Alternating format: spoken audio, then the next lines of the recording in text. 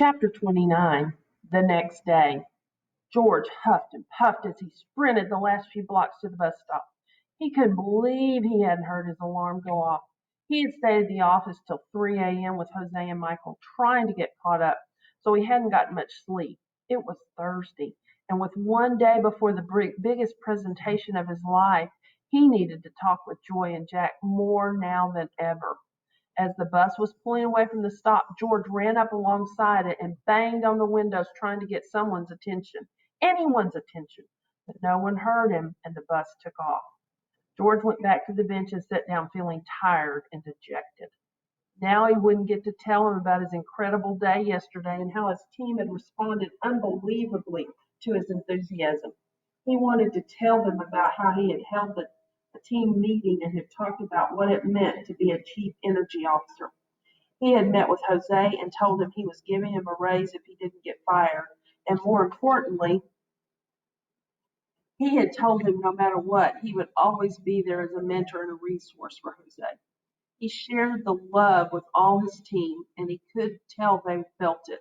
The team was energized, the ideas were flowing, and they had accomplished more in one day than they had all month. George's only concern was that more people hadn't worked late with him. Tonight, they would need to pull another late night to get the presentation, the graphics, sound effects, and overall flow perfected, and he would need more than two members of his team to work late. He needed to ask Joy and Jack their advice about what to do, and now he had missed this important opportunity. I'll just wait for the next bus and use this time to think of a solution, he thought, trying to stay positive about the situation. He was becoming a believer and was learning not to let little setbacks crush his spirit. Trust, he kept saying to himself as he focused on his breathing, the way Joy had taught him last week. When George arrived at his office, he was surprised to find a letter sitting on his chair. It had been written on computer paper. When he opened it, he couldn't help but smile. It was from Joy. It said, "Now, George, don't think I wrote this and drove the bus at the same time. I'm not that good. Janice wrote it for me when we realized you weren't going to be on the bus today. Jack figured you probably stayed at work really late to get prepared for the presentation and got a late start this morning. We had a hunch that you would need to know rule number 9 now more than ever. So Marty ran this letter up to your office. Here it is. Rule number 9, drive with purpose. Purpose is the ultimate fuel for our journey throughout life, George. When we drive with purpose, we don't get tired or bored, and our engines don't burn out. I know you are probably pumped up for this product launch, and you should be, but you have to ask yourself what's going to energize you after that launch. Every job on the planet, even that of a professional athlete or movie star, can get old and mundane if we let it. Purpose keeps it fresh. Let me give you an example. There's a story about when President Lyndon Johnson visited NASA and he was walking the halls. He came across a janitor who was cleaning up a storm like the Energizer Bunny with a mop in his hand. The president walked over to the janitor and told him he was the best janitor he'd ever seen, and the janitor replied, "Sir, I'm not just a janitor. I helped put a man on the moon." See, George, even though he was cleaning the floors, he had a bigger purpose and a vision for his life. This is what kept him going and helped him excel in his job. People call me a bus driver, but I see my purpose as much more than that.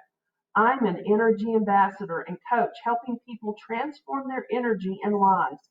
Surely driving a bus gets old. Every job does. But knowing I've saved lives and wondering whose life I'm going to touch today, now that keeps me going and this energy flowing. That's why my passengers stay on my bus, because I'm driving with purpose. When you fuel up with purpose, you find the excitement in the mundane, the passion in the everyday, and the extraordinary in the ordinary. Purpose is what life is all about.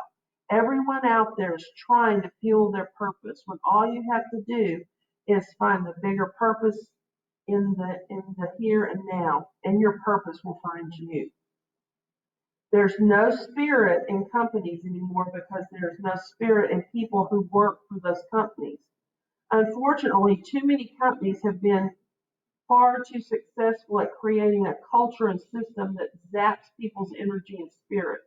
And Jack says then they wonder why they have morale retention, negativity, and performance issues. Don't be one of those leaders who gets inspired only when there's a big project or deadline or job at stake. It won't last and it won't lead to greatness. Foster spirit and allow it to move through your team by fueling up with purpose.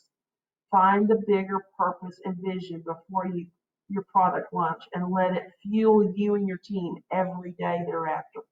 I can't tell you what this purpose and vision are. Only you can decide this. Remember, you're driving the bus. You have the best view and vision. So you'll need to communicate your vision and purpose with your passengers. Once you find your biggest purpose and the vision, then share it with your team. Once they are part of this bigger purpose and vision, they will work harder and longer for you. Jack told me to tell you that he spent too many long nights by himself before big presentations until he learned this rule. So drive with people today and every day and cultivate it in your team. And they'll not only stay on your bus when it's cruising, but they'll also get out and help push it when it breaks down. Shared purpose keeps a team energized and together. Share it, George. Joy. George couldn't help but smile and shake his head. Less than 2 weeks ago, he had a flat tire and couldn't catch a break. Now, after missing the bus, he still received rule number 9, and Joy and Jack had provided him with exactly the answers he sought, as if knowing the questions he was going to ask. The only question he still needed to answer was what his bigger purpose and vision were.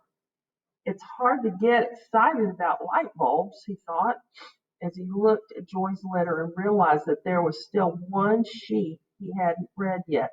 He placed it on top of the other pages and chuckled once and realized it was from Marty. Hi, George. Marty here. There was a study conducted where 2 airplane design teams were separated. One team saw a model of the finished product and was given a vision that they were building the fastest, newest, most advanced airplane ever built. The other teams were separated in small groups and were told to design each piece without knowing what the end design and vision would be. Not surprisingly, the team who had the vision for what they were building worked twice as long and hard and finished in half the time as the other group. Thought you should know this. This gave George an idea, and it was so good that if Marty was in front of him, George would have hugged him. Well, maybe not hug him, but definitely give him a high five. George called his team into the conference room for a meeting where he was going to share his idea with them.